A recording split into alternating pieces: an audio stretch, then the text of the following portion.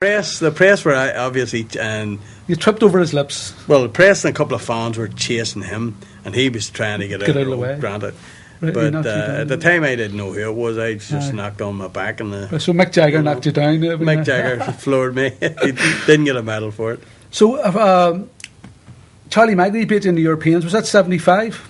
Charlie beat me in the quarterfinals. I represented Ireland in 3 major tournaments. I represented them in the Europeans in 75, the World Championships in 75, and the Olympics in 76, and I was beat at the quarterfinal stage each time for the bronze. By Goodens too. Charlie was good. So we're on to the Montreal Olympics 1976. This is on the back of retaining your Irish senior title 4 times on the trot. I only retained the Irish senior title 3 times. I didn't retain it in 74. What actually happened in 74, I'd come back from the Commonwealth Games with a gold medal, and in the fight that I'd mentioned earlier with Constantine Grayescu, the European champion, I beat him in the members' room in Balmoral. Right. But I'd hit him a single right hand, and his head was a little bit harder than what my knuckles were, right. And it damaged the in here. They swole up badly. I thought it was broke, to tell you the truth. And the Irish Championships were a few weeks down the line, so I had to withdraw from the Irish Championships. Right. My rival Neil McLaughlin took the 74 Irish title, right, because I couldn't defend it.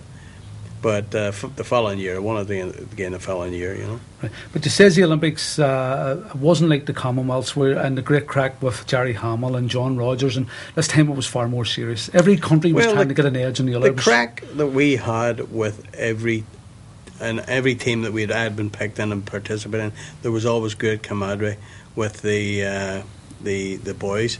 But at the Olympics, we were well aware of this with the World Championships and the Europeans.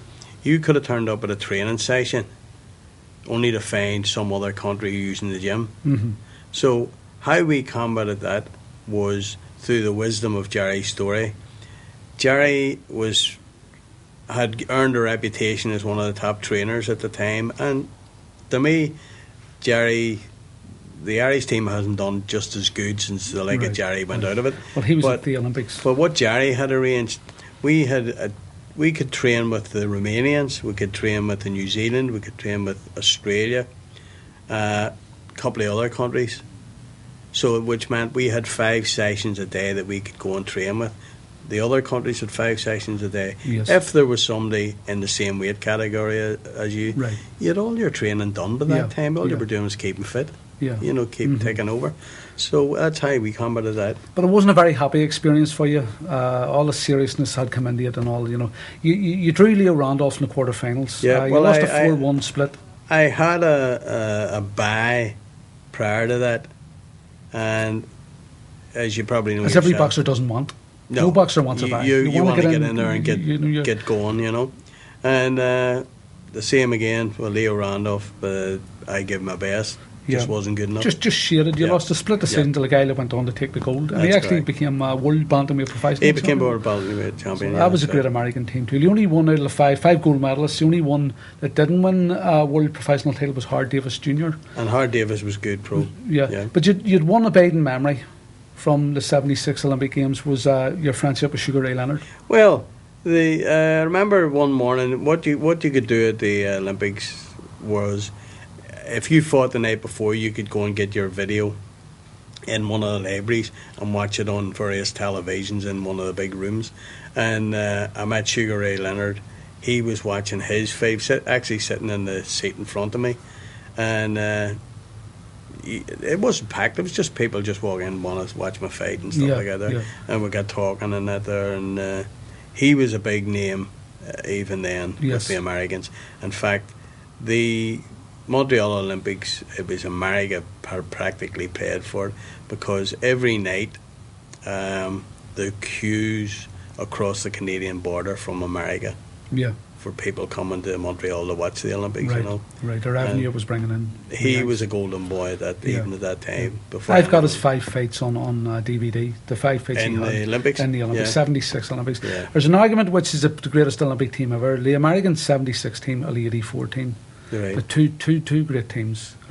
So the pro game back in for you. Well, the thing is, when I first started boxing, my first fight that I was telling you earlier on about with Ronnie Thompson, Jimmy Hamilton was doing the corner in a couple of other fights.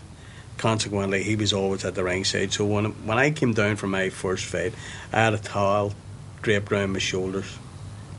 And as I was just about to get up the steps to get into the ring, Jimmy took the towel off, and I had no vest on. Right. And he says, "Where's your vest?" And I says, "What do you want a vest for?"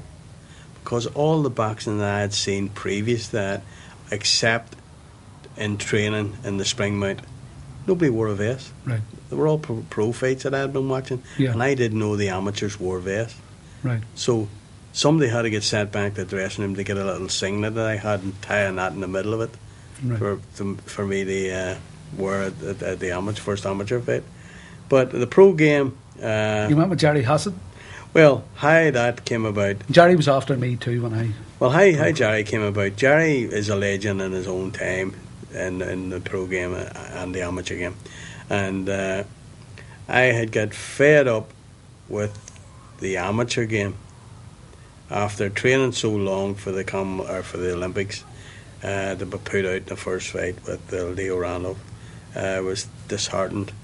And Jerry had offices in May Street in Belfast, and I called him one day and I said, at 27 years of age, I said, I fancy going pro.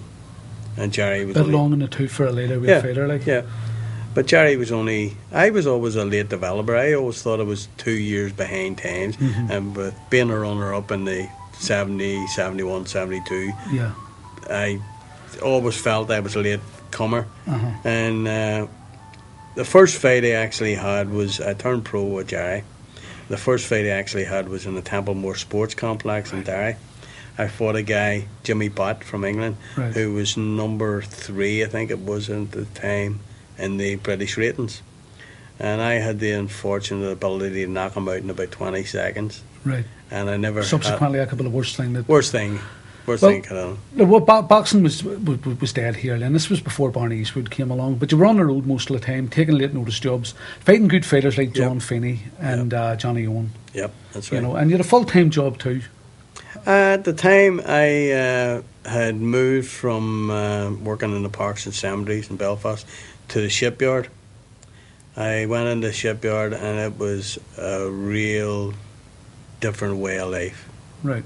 You know, the shipyard, there was the real story of the shipyard. I've spoke to people that wrote different things about the shipyard. The real story's never been written about the shipyard. They talk about the Titanic and different ships that were built there. The real story on the shipyard is about people who actually worked there, different trades and different things they got up to. Right. There was always scams going on in the shipyard, always moves going on, different things.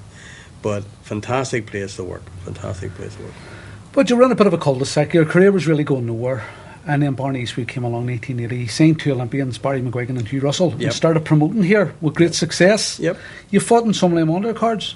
Well, I started fighting with Barney. I can't remember who my first fight was under. Although you had beat Neil McLaughlin for the professional Northern Ireland title. That was a great win. Yep. I beat Neil. Neil was actually managed by Jerry Hassett as well. And then we fought in the Paisley Park Social Club for the Irish title, and I beat Neil in points, 10-round points decision. And after that, Jerry and I didn't see myself going any further. With Jerry, I'd run into a brick wall. As far the only fights I was getting was fights at late notice and real 2 days and, notice and stuff like that. Yeah. So I started managing my own affairs, and Barney Eastwood asked me to come down to the gym, and I came down, done a couple of rounds sparring with McGuigan, etc. And subsequently I started training in Barney's gym. Never charged me a penny for training. And I started fighting for Barney at that point.